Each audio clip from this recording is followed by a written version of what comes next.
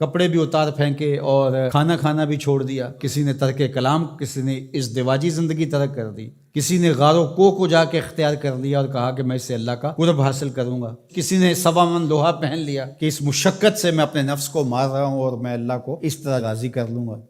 تو اس طرح سے اپنے آپ کو مشقت میں مبتلا کر دیا اور وہاں جا کھڑے ہوئے جہاں شریعت نے ان کو کھڑا ہونے کا نہیں کہا ہے۔ تو پھر کیسے زندگی میں نیکی کا حقیقی تصور ابھر سکتا ہے؟ کہا کہ اس کو ابھارنے کے لیے، حقیقی رہنمائی لینے کے لیے تمہیں پیغمبروں کی دہلیز پہ آنا ہوگا۔ جب پیغمبروں کی دہلیز سے ہٹو گے پھر خود ساختہ چیز ہے۔ یہ جو روحانیت گھڑی ہے ماضی میں یہود نے، نصارہ نے، یہ حضرت عیسیٰ علیہ السلام کی اور ان پیغمبروں کی تعلیمات نہیں تھی، انہوں نے خود گھڑی ہے کہ ہم یہ نہیں کریں گے، ہم وہ نہیں کریں گے۔ اسلام نے اس کی نفی کر دی، سرے سے نام لے کر، لا رہبانیت فی الاسلام، اسلام میں رہبانیت نہیں ہے۔ اسلام کی رہبانیت ایک ہی بتائی گئی ہے اور وہ جہاد ہے، جس میں آپ اپنا سب کچھ پیش کر دیتے ہیں، اور اس کا مقصد بھی غلبہ حق ہے، اسلام کے پرچم کو بلند کرنا۔ باقی آپ کو انفرادی طور پہ کچھ وقت کے لیے تبتل اختیار کرنے کا کہا، جس طرح رمضان المبارک میں آپ اعتکاف بیٹھیں، آپ نماز میں یکسو ہو جائیں، تو کچھ مخصوص چیزیں ہیں جس سے آپ کی تربیت ہوتی ہے، لیکن یہ بالکل آپ ترک دنیا کر دیں تو ہمارا اسلام، ہمارا دین اس کی نفی کرتا ہے۔ اس لیے انبیاء علیہ السلام کے ساتھ اپنے آپ کو جوڑنا اور کامل اتباع پیغمبروں کی اختیار کرنا، یہ قوموں کو منظم کرتا ہے۔ اس لیے ہمارے لیے ہمارے آقا و مولا حضور ختم المرتبت صلی اللہ علیہ وآلہ وسلم کی سنت سے ہی نیکی کا حقیقی تصور پیدا ہو سکتا ہے۔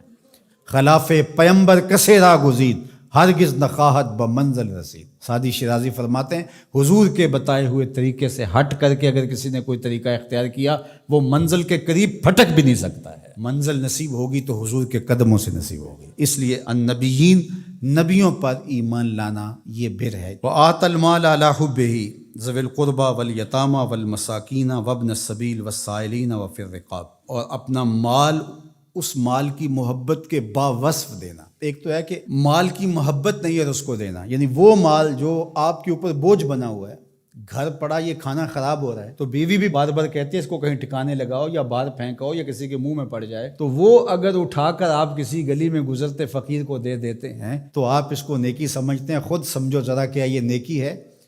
تم تو اپنے سر سے بوجھ اتارا ہے، دینا کون سا ہے؟ وآت المال علی حبہ، مال کی محبت آپ کے اس کو جدا کرنے کو جی نہ چاہے، لیکن اللہ کی محبت میں پھر بھی اس کو جدا کر دو۔ اس مال کی محبت ہو تمہارے اندر، اللہ اکبر، یہ ہے نیکی۔ اللہ تعالیٰ نے ارشاد فرمایا، یہ چوتھے پارے کا ابتدائیہ ہے، لن تنالوا البر حتی تنفقوا مما تحبون۔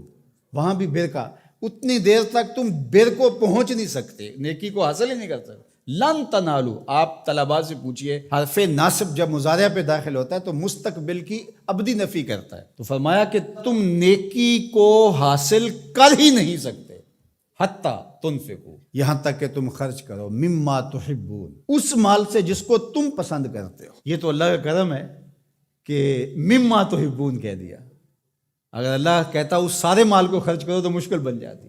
کہا جس کو پسند کرتے ہو اس سے خرچ کرو، یعنی تم نے پھل توڑا ہے تو اس کی یہ ایکسپورٹ کوالٹی بنائی ہے، یہ اپنے لیے گھر کے لیے رکھا ہے، اور یہ سڑا پھڑا داغی یہ ایک سائڈ پہ رکھ دیا ہے، تو اب اللہ کی راہ میں تم اگر دینا چاہتے ہو تو اس سے دو جس کو تم خود پسند کرتے ہو۔ یہ گلا سڑا تم اپنے گھر نہیں لے جانا چاہتے، یہ تم سستے داموں بیچو گے یا پھینک دو گے، تو تم نے کہا چلو اس کو پھینکنا کیا ہے، یہ غریبوں میں بانٹ دیتے ہیں، تو تم نے وہ غریبوں میں دے دیا۔ تو نیکی کی حقیقت کو تم نہیں پہنچ سکتے جب تک اس سے نہ خرچ کرو جو تم خود پسند کرتے، مما تحبون، جس کو تم خود پسند کرتے۔